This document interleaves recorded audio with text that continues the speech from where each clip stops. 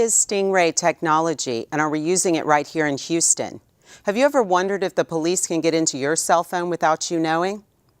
And if so, is that activity legal? Good evening and welcome to HCCLA's Reasonable Doubt. My name's Carmen Rowe and I'm the president of HCCLA, the Harris County Criminal Lawyers Association. We're the largest local criminal defense bar in the country. And tonight we're going to talk about Stingray Technology and all the laws surrounding it both here in Houston and across the country with our special guest, local criminal defense attorney and legal mind, Sean Buckley, as well as Derrick Broze, who's the founder of the Houston Free Thinkers and Activists. So join us tonight as we have a conversation with our hosts, Jimmy Ardoin and Damon Parrish. Thanks, Carmen. Good evening, everyone. Welcome to another edition of Reasonable Doubt presented by HCCLA. I'm your host, Jimmy Ardoin. As Carmen said, we have another great show this evening. We have Sean Buckley and Derrick Broze here to talk about Stingray Technology and Fourth Amendment issues in general and how they're being played out across the country and right here in Houston. But before we get to them this evening, I want to bring in my co-host, Damon Parrish. Damon, how are you? All right, yourself? How are you doing? I'm doing great. We're as always, Damon, we're going to be taking your tweets all evening long at HCCLA_TV. That's at HCCLA_TV. Around the 8:30 mark, we'll also be taking your phone calls, and we'll put the phone number up at the bottom of the screen. Damon, I want to talk about some current events that happened over this past week before we get to our guests. And one of the big ones is the American Sniper trial. Got a lot of press, and we had the conviction this week of Eddie Ray Routh for killing Chris Kyle and another gentleman at a shooting range up near Stephenville, Texas. One of the big things that there's been a lot of issues, of course, talked about this as regards to the PTSD syndrome and how that whole issue played into it. There was a very extensive video played during the trial. But one of the things that I'm kind of disturbed by, and I think that a lot of lawyers, particularly here in Houston, are disturbed by, is the fact that the trial went on not only on right as the movie is being released, but during the Oscars. The jury was even allowed to watch the Oscars. And I want to get your impressions. What is the deal with that? When you think about it, it's not like they needed that kind of press to get a conviction. It's really unfortunate that they allowed that kind of bias to seep into the process. We sequester juries all the time to protect them from any type of outside influence, be it violence, like in a mob trial, or something that can influence their vote. And it's hard to believe that watching the movie American Sniper, which they were allowed to go watch, and seeing that portrayal of him outside the court, and then watching the Oscars and seeing all those awards go towards the creators of that movie, watching Chris Kyle's wife, and I'm sorry for her loss, but watching her and seeing her in her emotional state, saddened by the loss of her husband, that had to have played an influence on the jury. I mean, they're not robots. And so you can't imagine that didn't in some way process into their deliberation and into their desire to want to punish Mr. Roth for what he did. And regardless of what the evidence was in the case, I mean, I think that everybody's notion of it, regardless of who you are, whether there is all the evidence in the world of someone being guilty, that there should be at least some moniker of fairness, shouldn't there? We fight for that fairness. we hope for that fairness. You would have liked to have seen that fairness, but I don't think it was there. I mean, the simple fact is this: they really, to me, never explained why he killed him. We know that he had PTSD, which to me is like, okay, we know this guy's suffering from something. He has a mental issue going on and something there that's helping him, that's hurting him. And we know that Chris Kyle was trying to help him through that with the gun range, and he shot him and somebody else. To be convicted of capital murder, death, non-death, which is the second most toughest and stringent offense in Texas. I mean, the only thing above that is just to die in prison or capital murder, death. It's sad that when we know he had an issue, we know he had PTSD, we know he was suffering, and for him to die or to be convicted of such a high-level offense, you had to believe that the Oscars, the movie, and all that stuff played a role. And I'm excited to see, and hopefully to see, the appeals process and how they use the fact that the court allowed this outside influence upon the jury to hopefully give this man a second chance, at least punishment. Yeah, I guess we'll see where the appeal goes and how the courts of appeal handle all those issues. The next thing I want to get to that happened this week is we had another state, Alaska, and the District of Columbia both legalized marijuana. The Alaska one kind of went off without really any fanfare, just like with Colorado and Washington. They've kind of adopted the same principles, but in D.C., there seems to be quite a fight between Congress and the mayor of D.C. going on here. Tell us a little bit about that. Well, D.C. is a federal district, so unlike Texas or any of the other 50 states, there is no separation between the state and the federal government. It's, the federal Congress makes the rules for D.C. So in essence, you have the federal government and the people within that jurisdiction allowing for marijuana. That plus, unlike Colorado and Alaska and Washington, who only allow for you to have an ounce of marijuana, D.C. allows for 2 ounces of marijuana, so you twice the amount. And I understand too, there's kind of some differences as well in that the D.C. law is, whereas in Colorado, Washington, and Alaska, they do allow people to sell recreational marijuana, but in D.C. there's going to be no buying or selling as kind of a way to kind of get around this, but you can, quote, give it to your friends. Right. Is that the way I understand it?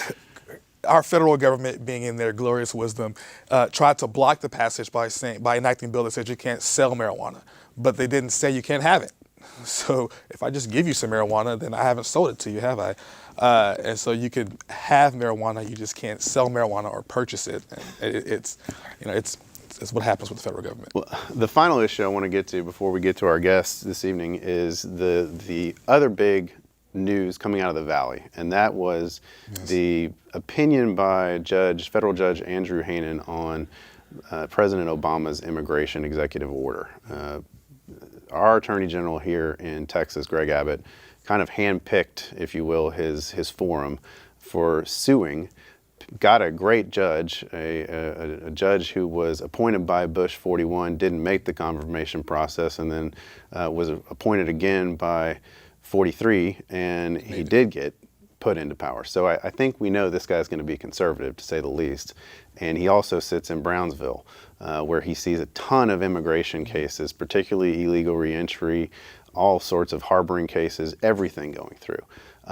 Talk to me about the opinion and kind of what are the next steps here? I know the president has come out and said this is just one federal judge, but what are we looking at here?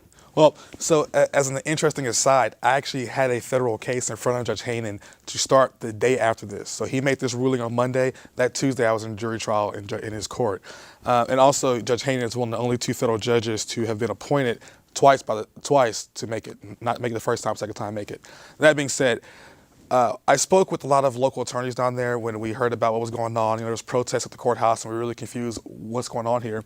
And apparently, with Judge Hainan, there's always been a kind of butting heads with, I guess, pro-immigration or with people applying for the DREAM Act. He's always had that kind of I don't think it's legal, that kind of stance against it. So not only was it handpicked, he was the right judge for that because just in the way he rules, he's always had an issue with it.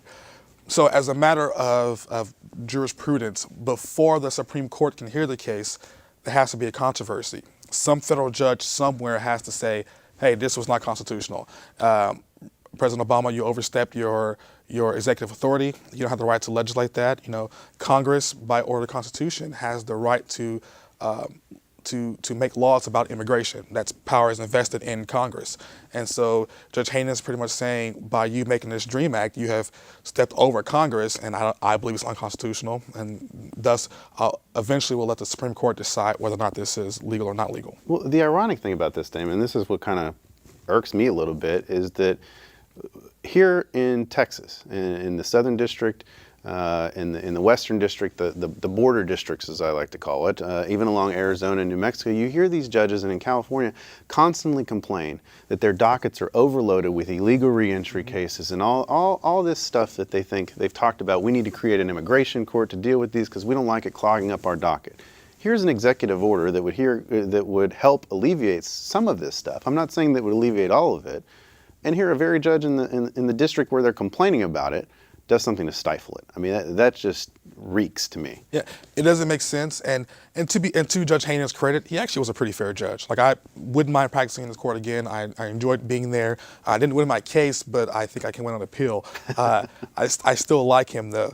That being said, I think when people advocate wanting to change the system, they don't want to change it to help immigrants. I think they want to change it to hurt them, to do more by way of punitives, to more cops, more deportation. I don't think they mean it in the sense that let's make it easier for them to be here, which can help the system. I think they mean it in the sense that let's make it harder and take that hardness away from me out of my responsibility and put it to somebody else. So it's kind of like we want help, but we want you to help us the way we want you to help us and not the way you think it's fair or proper. Yeah, well, we'll have to watch this. Obviously, the first step is the Fifth Circuit. Then I'm sure what will be an appeal to the Supreme Court, and we'll go from there. I'm sure it will be. I want to bring in our guests for this evening and introduce them to our audience. Sean Buckley, criminal defense lawyer here in Houston. Derrick Broze, freelance journalist. Welcome. Thank you, Jimmy. Thanks for having us. I appreciate you guys being on the show with us this evening. One of the big things, obviously, the reason you guys are here, Derrick, I want to start with you because you've kind of caught our eye with what you're doing. You had an interaction with the chief of police here not too long ago, in which you questioned him very hard about the use of what we call Stingray Technology. Mm-hmm. And before we get to the incident with Chief McClellan, what I kind of want to go through is what you have found as a journalist about Stingray Technology. As I understand it, they are fake cell phone towers that go around and that are in place, and as you go by them, they collect your cell phone data. But what have you found? So thanks for having me on first Absolutely. of all. But I've been following the Stingray news since about summer 2013, and it's steadily picked up, thankfully. Now in the Houston area, people are ready to pay attention. But what I've found from digging is since at least 2006, 2007, around the country, police departments have been purchasing cell site simulators or ISMI catchers, but the most popular brand name is Stingrays, which is why they have that name. And they've been using these Stingrays without most of the public's knowledge and also without warrants in many cases to target criminals, sometimes in drug cases. That's where I've seen most of the court cases where they've actually talked about it, has been in drug cases where they get challenged in court and the judge asks to see how they found the prosecution found their evidence. And Stingrays will come up, and there was a case in Florida last year where we first got a peek into it when the judge actually ordered them to release details, which is the first details. And what that showed was that the device itself, it can be put into a police vehicle. It can be also in a little briefcase-like device that you can carry around, and it acts as a cell phone tower, sends so that your phone thinks it's a cell tower and starts connecting to it, and thereby it can gather your location, the phone numbers you're calling, the length and time of the call, and for the newer models like the Kingfish, which is another name they're using now, can actually gather the contents of the conversation, the audio contents and text messages, and most likely anything on that. So like a wiretap? In some way, but it's since it's a new technology, it's it's a legal gray area, I guess you could say. Nobody really knows what to do about it. The judges haven't really even heard of it. And one judge in Washington recently, when she did find out about it, she actually implemented a new ruling that said that the police up in Washington, in Tacoma specifically, I believe, that they have to ask not only for a warrant, but they have to specifically say that they're using a Stingray because of the problems with the device, which is, we can assume that the police are going to use this to target criminals, drug dealers, and different things. So they're going around using this device, say they know where somebody lives, they start using the Stingray to see if they can get a ping on their cell phone. If they know their cell phone number, they can type it in the machine, and they're like, okay, they're home, and that's the theory behind it. But also, these aren't targeted machines. They gather any information that is around them. So that means the neighbors and all the people around who are, just up to whatever they're doing, they're innocent people, they're going to get caught in the crossfire of that, and their information is going to be collected. And since we really don't know much about how they're using them, we don't know how long that data is being stored or where it's going or what's happening to it. There's a number of issues with the devices. For one, the company that makes them in Florida, Harris Corp, they make all the police departments sign non-disclosure agreements saying that they won't reveal how the technology operates. But the purchase order, which I think is how this got started, the purchase order that you discovered was was it Truthout or was it you who discovered the purchase order? Truthout were the first one that published it, but I'd seen it before that. And that was from 2012. So all these purchase orders are public. So even though the company may require law enforcement to sign non-disclosure agreements, these are public entities and government organizations. They have to disclose the purchase order. The existence existence of the machines themselves, yeah, we find out in that way, and as we'll, I guess, talk about in a moment, like when you question them, such as the chief here in Houston, you know, they don't confirm or deny the existence, even though I'm like, we have the paperwork here. Well, you know, how can you say, you know, I don't know what you're talking about? But we've actually seen in Baltimore, the Baltimore PD, they were challenged by a judge where they brought a case before her, and the officer that was put on the witness stand, she asked him to describe how they gathered the information. And he refused to answer because he cited the non-disclosure agreement, and she threatened him with contempt in court, and instead they chose to withdraw the evidence rather than reveal how these devices are using. So you see some pressure with not only local authorities, but there's also been information come out that's showing that the FBI is warning local police departments not to discuss the way the technology is being used. And at the end of 2014, USA Today did a great investigation, and they found out that the U.S. Marshals and a couple other federal agencies are using 5 airports that we know of to put Stingrays in Cessna planes and fly overhead, where they can gather tens and thousands of people's information in one single flight. When they're in the plane, they're known as DRT or dirt boxes. They look a little differently, but it's the same thing. It's a cell site simulator. So, you know, we have federal agencies using them in planes. We have local police departments around the nation using them, and we're really just starting to find out about it. Like I said, the first contract in Houston was 2007. It was most recently updated in 2012. Derrick, let me ask you a question real fast. Yeah. And I know you yourself are not an expert on how the box is made and how it works, but from your research, do you know if it can intercept, let's say, text messages and know what that is, or pictures, or is it just limited to GPS data of where I'm at, and maybe cell phone calls to and from and voice calls? The Stingfish, or the Stingray itself, doesn't have the capability for the text messages and the actual contents of the phone conversation, but from what I've seen and the publicly available data on the Kingfish, which is the newer models, I guess it's a more expensive, stronger model, that one does actually gather the contents of the conversation. And if you look at the contract itself, they also ordered what's known as a harpoon. They use these aquatic names. A harpoon is just a secondary device that it amplifies the range of the Stingray. So with the Stingray, with this harpoon device, it increases their ability to search for people. And there was even one case, I believe it was also one of the ones that got revealed in Florida, where they were looking for a suspect and they knew what apartment complex he was in, but they didn't know where at. So they went door to door with the Stingray, until they got a ping. And along that way, of course, they're gathering all that information, all the data of the phones in those apartment complexes. And it also, in that same court case, they revealed that cell phones, the batteries are drained faster while they're being targeted with Stingray. So if, say, an activist or somebody who is, the police often show up at protests, and you just see police vehicles parked. I've been letting activists around the city know that it's likely that there's a Stingray in there, and that if they think they need to gather that information, or if they're using it for whatever strategic reasons they may have, it's likely that they are using them. And I've been talking with some former investigators with HPD who have told me that they've used them specifically since at least 2007, and said that there is, within the Criminal Intelligence Division of HPD, there's a specific unit that deals with the Stingrays, and he said it's definitely kind of a private unit within the HPD itself, and it's difficult to get information about it, but he also told me that they're rarely using warrants in these cases. Yeah, Sean, I want to ask you, I want to bring you in on this conversation, because obviously the courts over the years have discussed bank records, telephone records, gathering of information that goes to third parties. Right. And I think a lot of the argument from a legal side has been, well, this is just third party data and it's legal. You go back to the 70s in the Supreme Court opinions. Well, if it was perfectly acceptable and legal, why is the government trying to hide it? And the way that I would characterize what I see here is that you have sophisticated equipment that really is designed for anti-terrorism or military intelligence, and then it's being deployed on the American public by people who, through their secrecy, are giving themselves absolute discretion to decide when to use it and when not. And as Derrick alluded, it hasn't been reviewed adequately by the courts, really rarely reviewed, and when judges come across these issues, they're very alarmed, and the law enforcement agencies will pull back and throw a case. In other words, throw in the towel on a criminal case just to avoid having to give up information.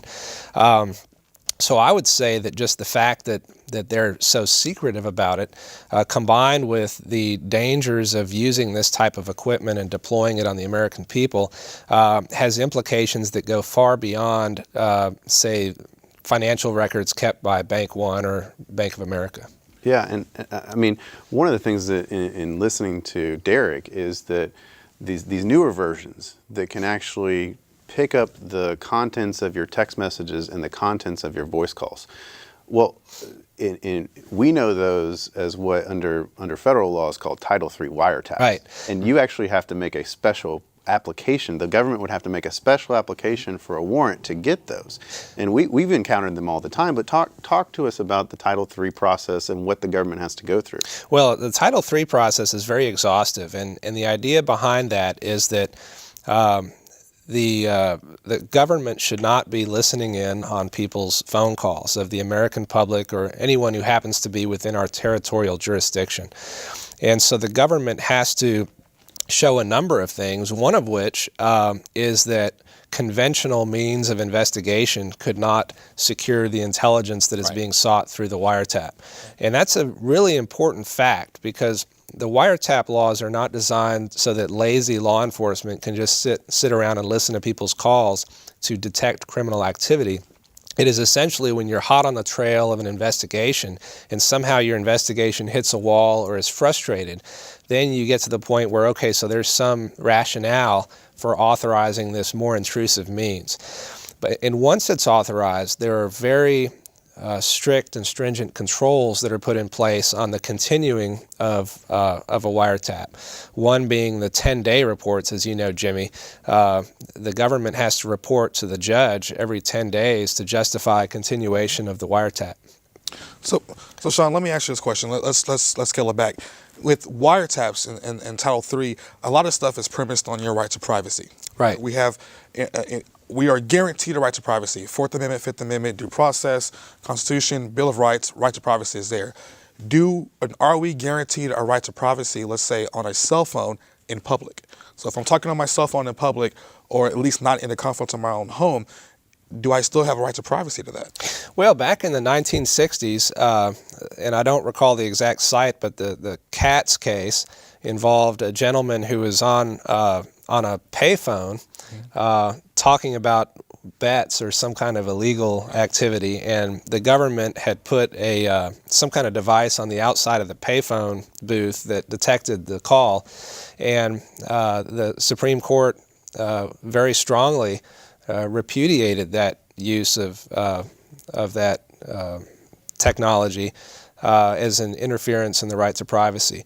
And we also know by analogy that the right to privacy is implicated in driving around in your car.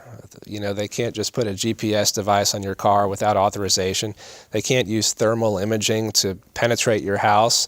Now, I know that house, again, is different from being out there, but I think that commonly Americans would believe that they are not broadcasting their telephone conversations. And it's just, if nothing more, a matter of human nature. And if you watch how people are on the telephone, they often don't want others to overhear their conversation, or else you just use speakerphone all the time. Yeah, that's very true. Derrick, I think you've uncovered in your investigation that there are no warrants that have been applied for in using this technology. And if so, nobody knows about them. Nobody's been able to find out about them.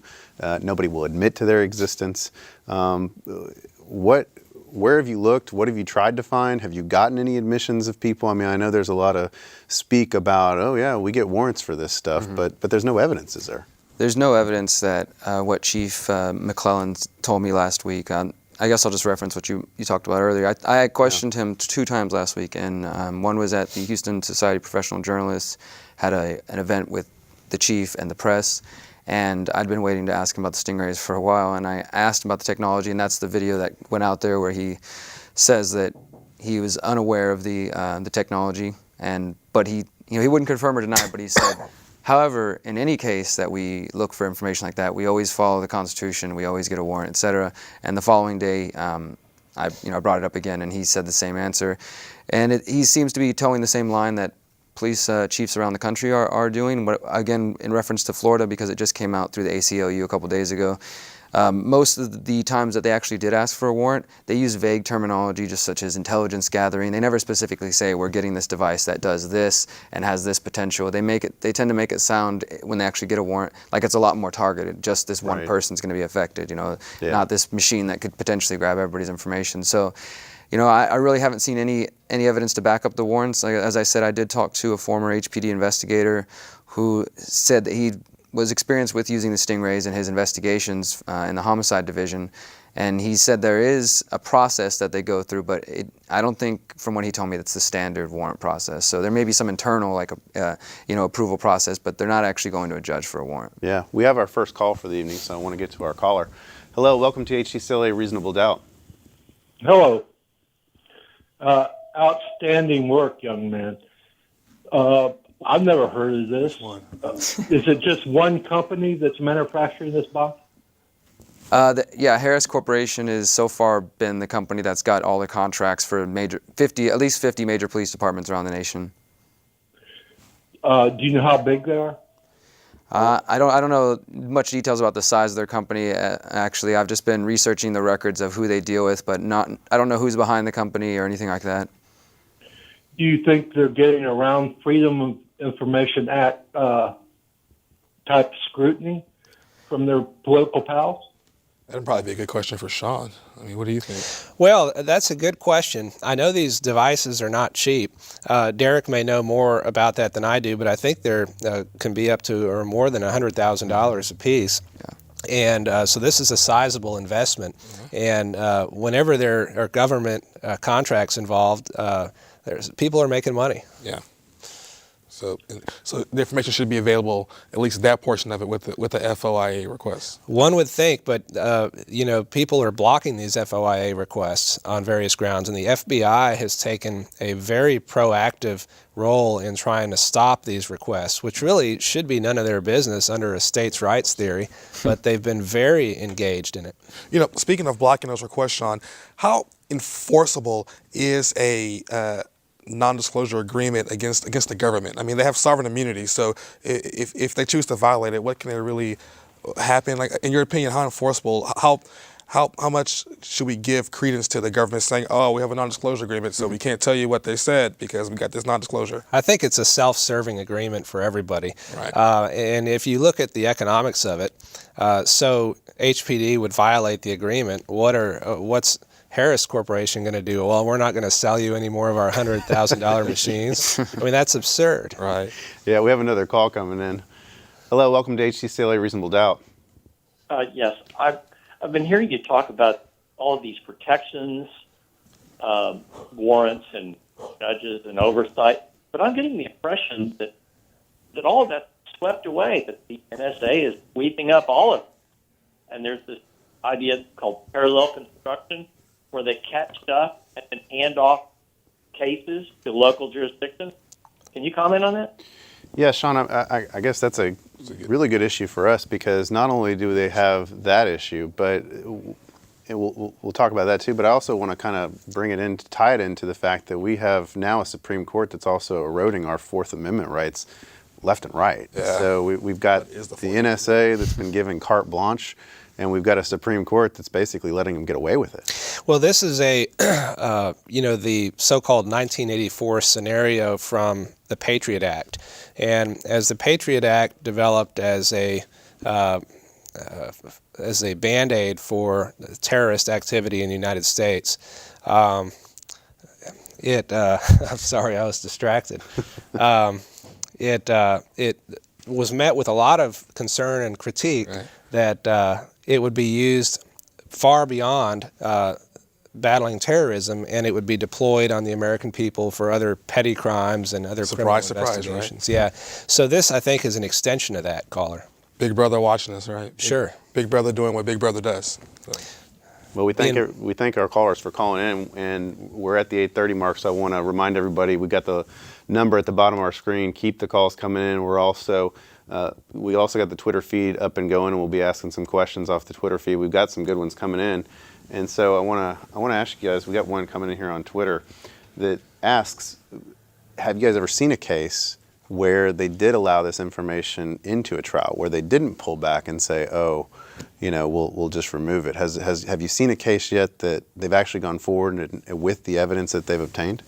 Just the one judge in Florida who forced them to release it, but it wasn't. I don't think it was really by their choice. She actually, ordered the prosecution to give information about it, and then the other information that's come, it hasn't been directly through the court, but more through FOIA requests. So that's where most of the information is coming from. I don't think that, especially now that it's getting more heat. The past 6 months I've seen, because I follow news feeds of just every day I look up stingrays and cell site simulators and see where it's popping up, and you see an increase in the news.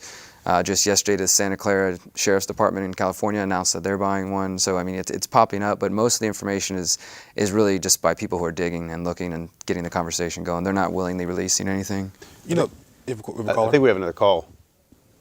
Nope, we don't have a call. It was a misprint. Well, Derrick, I have a question, and Sean too. Cell phones, the signal's encrypted. It's not just like you can put rabbit ears up in the sky and get somebody's cell phone call. So are cell phone companies in some way implicit with the Stingray device as well? Because I would believe if Verizon knew that somebody was tapping into my signal, Verizon would take steps to stop that company, Harris Company, and then further encrypt their signal. That they're not doing it, are they in some way complicit, and is there any kind of legal liability there? There is a missing link, as I understand it, and I don't know the technology as well as Derrick does, but this is kind of a technological loophole that they use to tap into this signal and to get the cell phone to communicate with it. It's something that certainly these masterful companies could easily fix with some code if they wanted to. Right. That would be my guess.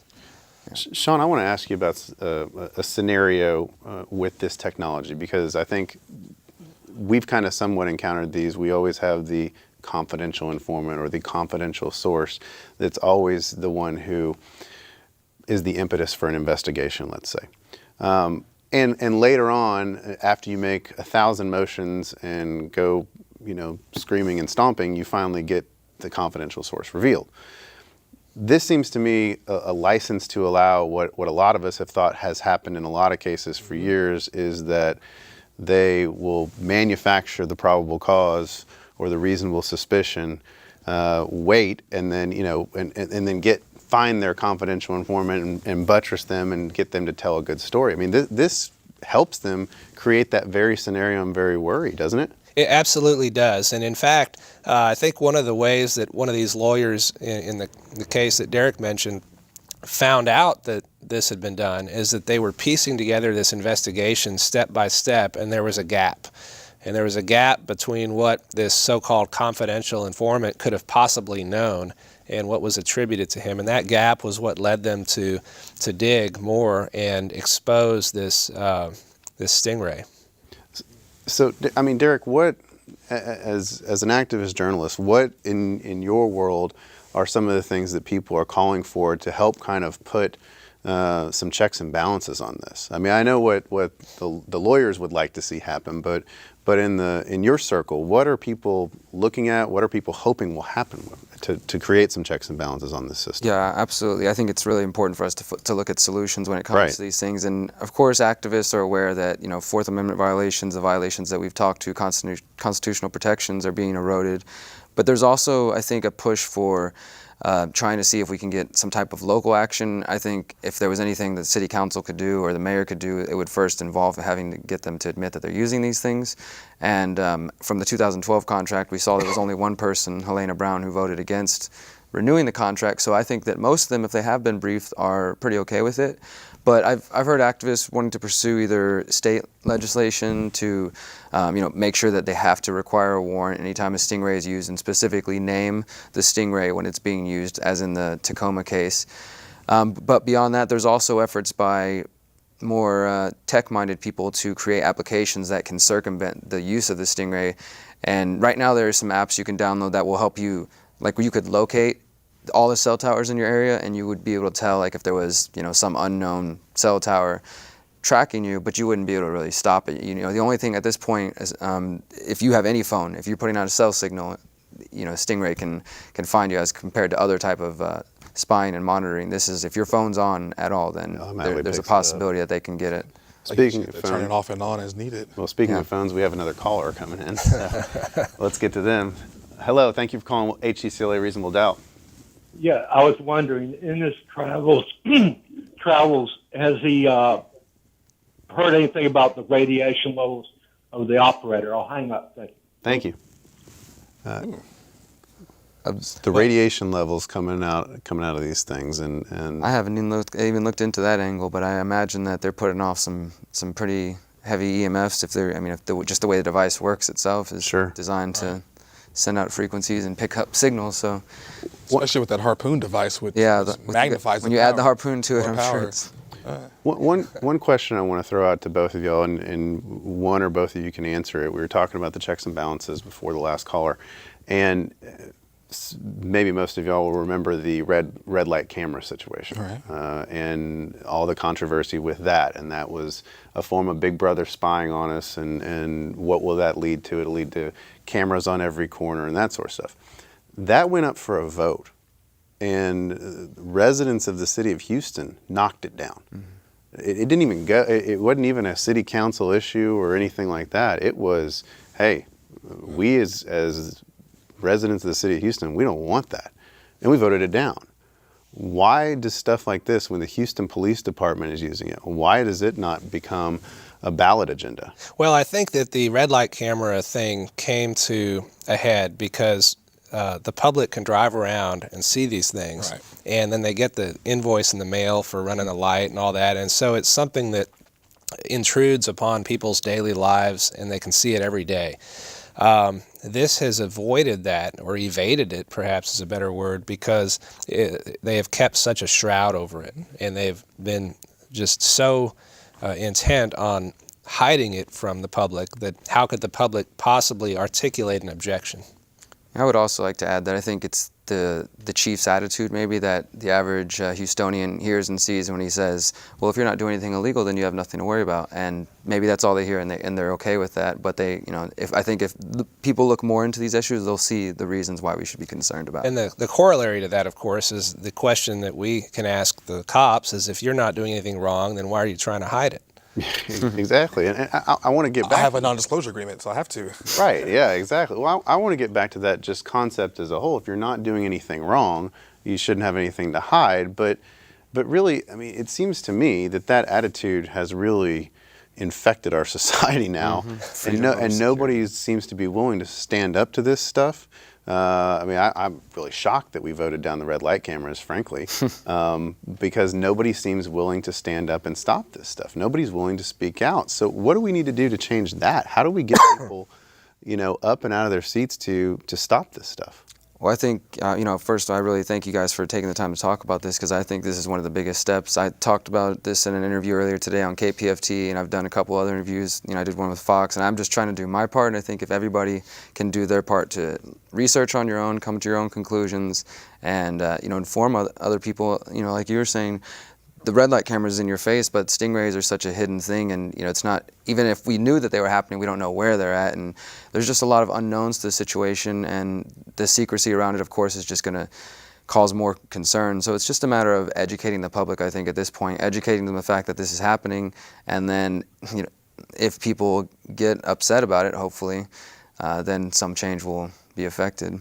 What have you learned, Derrick, about the development of this stuff? I mean, so the Harris company is the one who's manufacturing it, but I mean, is this military technology that's being developed and then spun out into the private sector? I mean, one of our Twitter questions asked about the feds giving government military property to local authorities, and so what is this technology that started in the military and is now filtering its way down through a private company? Absolutely. I think this is another great example of the continued militarization of police forces around the country with drone equipment. I mean, just in the Houston area, we have police departments that possess drones, Stingrays, 1,000+ cameras monitoring downtown. I mean, armored vehicles. Armored vehicles. All these things are gifts that are coming through the Department of Homeland Security funding in the name of fighting terror and things like this. And we're seeing this militarization just ramp up. And I think the Stingrays is just the latest example of that. And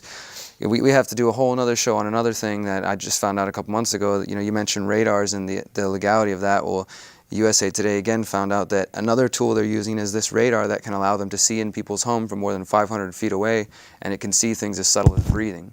And of course, they're using those without warrants. So there's just a number of tools that we're seeing, and most of them did originate in the military, if not the federal government, Department of Justice, Pentagon investigations. So these tools are being handed down to police departments, and they're learning to use them as if they are the new local military. Sean, we talked a little bit earlier about how this Supreme Court has been unfriendly, is a kind way to put it, towards the Fourth Amendment. What would you expect to see, if a case using this technology went up before the 9? The worst case scenario, Jimmy, is a scenario where they approve it under the way it works now, as Derrick has explained, where the executive agency itself, the law enforcement agency, has some safeguards that it uses and watches itself. I mean, the fox guarding the hen house. That would be the worst case scenario. And I would expect, however, that given some recent jurisprudence that as long as Scalia is around, it's not going to be a unanimous verdict. But I do have some concern. Well, but it's troubling. I mean, I don't know if you saw, maybe you did, maybe you didn't, but there was an argument recently, a Supreme Court argument recently, where Justice Roberts basically admitted, although not directly but indirectly, that he had never been stopped by the police.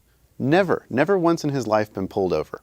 And that, to me... That's suspicious in and of itself. Well, it is. I mean, how you could never be pulled over in your life by the police, that just doesn't register with me. But even so, if it's true, and we take it at face value, you have the Chief Justice of the United States, who really cannot even begin to set foot and know what it's like to be pulled over by the police, or have the police intrude in your lives. I mean, Justice Sotomayor really kind of dressed him down, didn't she?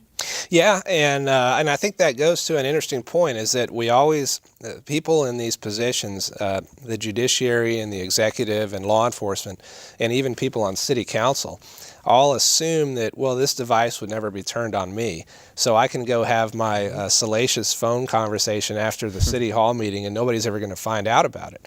But if they put themselves in the perspective of somebody who would be eavesdropped on, I certainly think it would hit home. So, Sean, one of the things, taking this to a step further, I don't know, Samsung, and Derrick may know this as well, has smart TVs. And these TVs have cameras built into them. And these TVs have a good feature, and they allow you to use your hands and your voice to change the channel and control the volume. However, through third-party applications, they can record you and send your voice and whatever else they want to a third-party person. Do you see that also along the same veins as a Stingray, and that's as an intrusion upon your privacy that law enforcement can use against you to kind of get a look into your home, your conversation, and then say, oh, well, it wasn't me, it was a third party, and I'm now asking a third party for this information? I think it's very dangerous, Damon, because you have, it's kind of a marketing curiosity that people would like to participate in. Yeah, I want my life to be meaningful to these marketers and to participate in their study group. But what you don't think about is that the federal government can come along and say, well, they don't care if Samsung has that information, so therefore, why don't we just borrow it and mine it for what we want? And I think I hate to use the word slippery slope because it's a loaded word, but it certainly is the edge of the canyon, perhaps. And Derrick, what do you think? I mean, do you see something like this happening along the same vein in the Stingray and a further intrusion upon homes, or do you think, or not? What do you think? I definitely would see it as an intrusion on my privacy, but I feel like the idea of privacy has been just flipped around for much of this current generation, and that's willing to give up much of their privacy for technology that they can talk to or things like that. And there are plenty of people who I've talked to about things like this who don't seem that concerned to know that their information is gathered, and I guess see it as more of a sign of the times that life is public now, and who cares if they know this? But I tend to see that it's a very dangerous action. If to me, without privacy, there really isn't freedom. We have another call coming in. Like that. Hello, welcome to HCCLA Reasonable Doubt. I have one question. Just one? Can a private person buy one of these things? You cut out there for a second. I think Can you a said- private person buy what? Buy one of these. Buy one of the Stingray devices. Oh. I believe so. There was a report from HPD. Actually, it was interesting to me because they mentioned the Stingray, but they didn't mention that they had one as well. There was a report about 3 or 4 months ago when HPD had put out a warning saying that it was possible that criminals were using Stingrays to gather people's information, and they just refer to them as cell site simulators. And I've heard of that in other cities. That's a worry they put out there. Whether or not that's accurate, I don't know, because I guess as an individual, if you went to Harris Corp to buy one, you would also have to sign a non-disclosure agreement. But it is a fear that... Actually, Derrick, I disagree with you on that point. As Boeing makes jet fighters, and as an individual, no matter how rich I am, I can't go buy a jet fighter.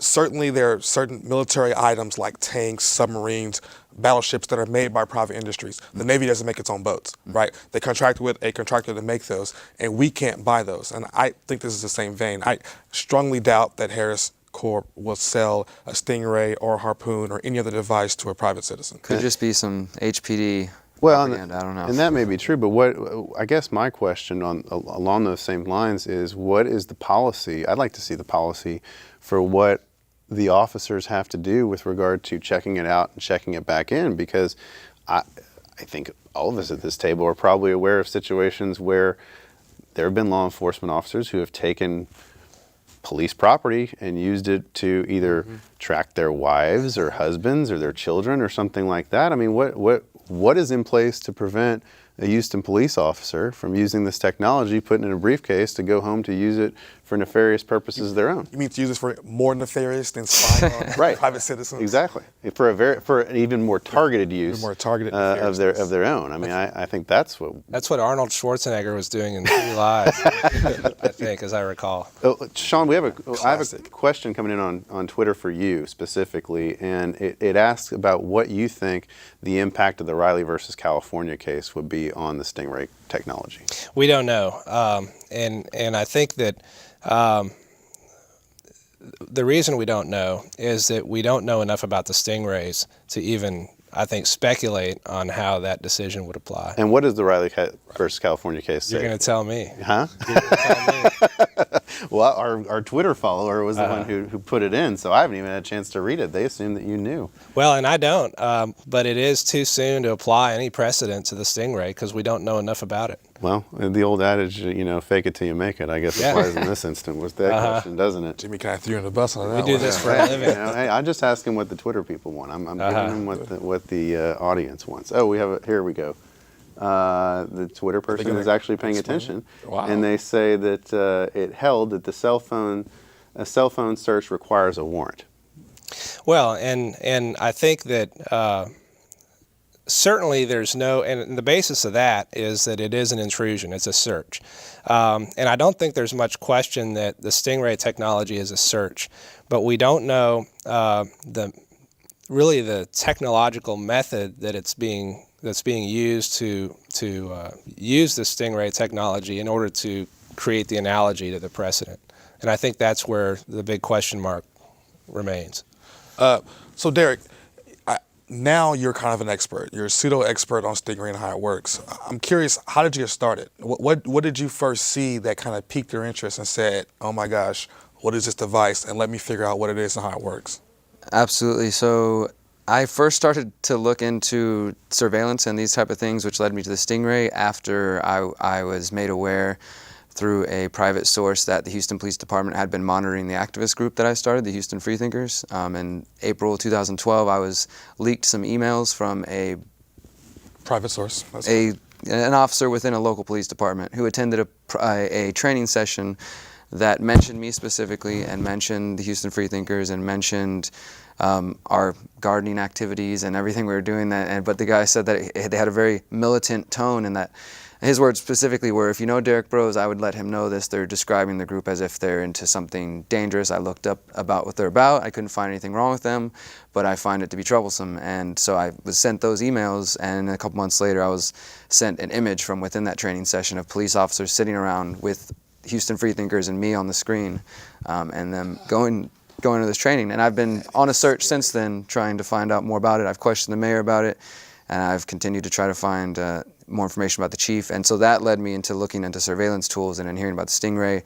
And I tend to feel, I just filed a bunch of open records requests on my name in a number of different topics, and I'm waiting to find out how specific I can find about which branch of the CID that's using the Stingray, so I can find out as much as possible, because I do have a personal interest in this. Obviously, I think that it's likely that I may have been targeted by one of these devices, as well as trying to help other people. More than likely. And that's so egregious because what he's involved in is not criminal activity at all. It's First Amendment activity, and they've deployed one of these devices on him against a journalist who's I'm hoping not dealing drugs. So just journalist. What's interesting for me is my role in around 2010. I just started to get into activism. It's become my my life. But over the years, I just started to write, and I developed into this journalist. Been able to write full time now.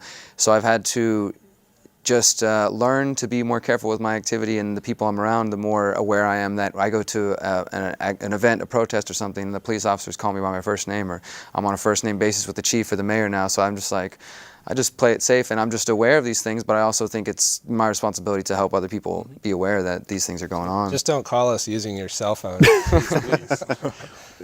Derrick, what do we know, if anything, more about the Harris company, other than the fact, Harris Corporation, other than that they're the provider? I mean, are they publicly traded? Are they a private corporation? If so, who are the investors? Do we know anything about this? I couldn't speak on that too much, but I think there definitely needs to be some more work looking into them specifically. I know that they're based in Florida. This is one interesting piece of the detail from the ACLU case the other day that I just happened to remember. There's a police department in Florida that was within about a 20-mile range of where Harris Corp's headquarters is, and they were actually able to go directly to headquarters to get assistance with using the Stingray to locate somebody.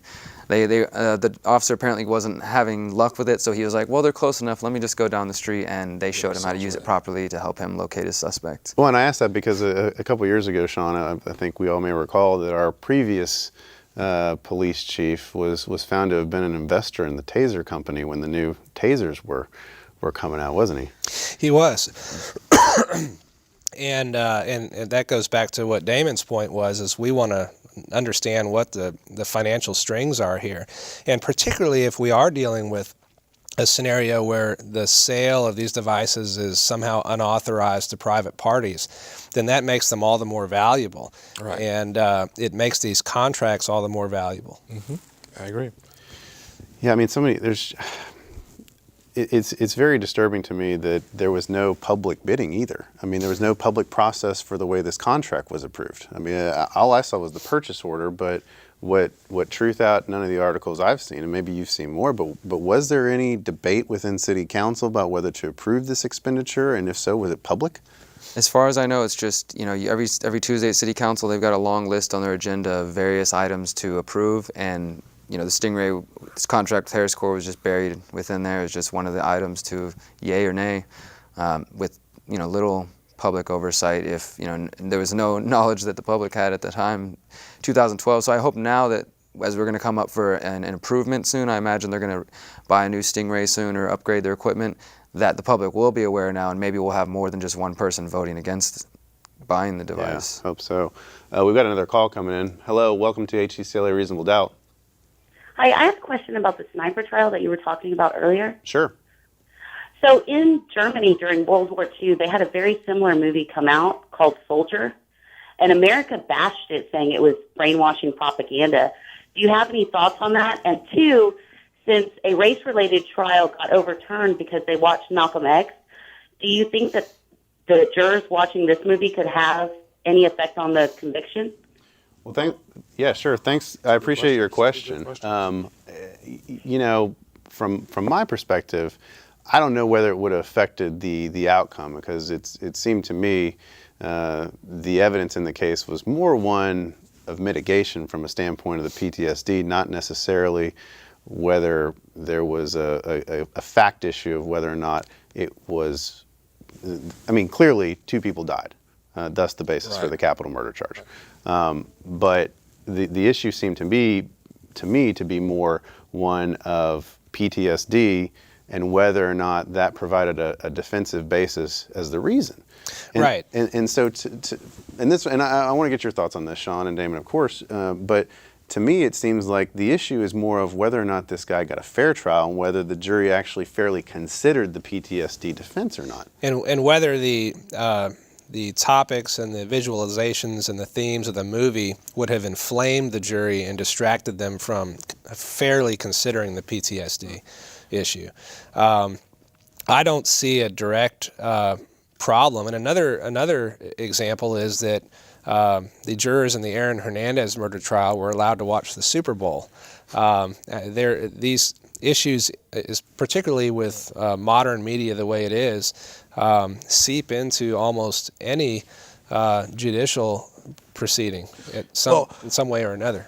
And I disagree on the Aaron Hernandez case because I see how the Patriots playing and Hernandez connection, but I think that's it. With Chris Kyle, you have the movie portraying him as like a Superman. Mm-hmm. He killed 150 people and came home just fine, no issues. And then you have Mr. Roth, who knows what he did and came home with PTSD. And so the jury is faced to look at a man who, by all accounts, killed a lot of people. And face some really tough decisions in war, whether to kill a child and a woman, non-combatants versus combatants. That weighs heavy on your mind. And he came home just fine. Came home to his wife and kids and lived his life. And then, in fact, dedicated his life to fellow soldiers. Face that with this guy who's saying, I may have killed a few people and now have PTSD. I absolutely think it colored their mind. I think it influenced them to unfairly judge Mr. Roth against Mr. Kyle, who Mr. Kyle is just different. I mean, for whatever reason, he's different. He did what he did just fine. So to answer the caller's question, I do believe that propaganda played a big role in the guilt innocence as well as mitigation. Well, and I think the caller's question was more about with regard to the propaganda side of it was the brainwashing element of it. And, right. And my perspective of that is I don't think that happened here in America. It may have brainwashed a jury in Texas because, I mean, let's face it, it probably in rural Texas, you probably ended up with a lot of former military in the Stephenville area on that jury panel.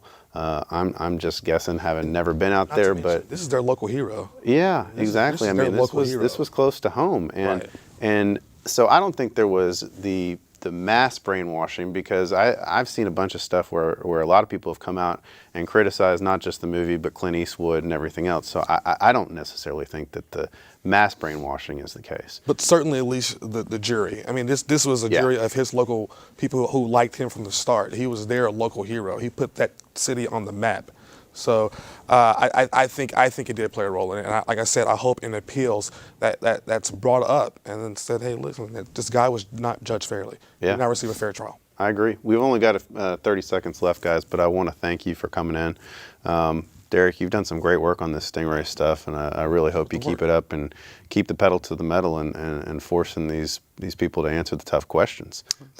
We need more of this research, and it helps guys like us to do our job because we can't do everything. So we rely on people like you to help us do it. And Sean, I appreciate you coming out and helping us with the constitutional aspects of this and interpret the case law. You bet. Thanks, Jimmy. Appreciate it. Before you send us off, Jimmy, I wanted to apologize. I had an extra guest, Mr. George Orwell. He was going to talk about Big Brother and how it affects how he's coming into our community and taking over. He had a cool 1984 book coming out. You kind of mentioned it, but he couldn't make it. He's occupied, so I'm sorry he wasn't here today. It happens. He's here in spirit.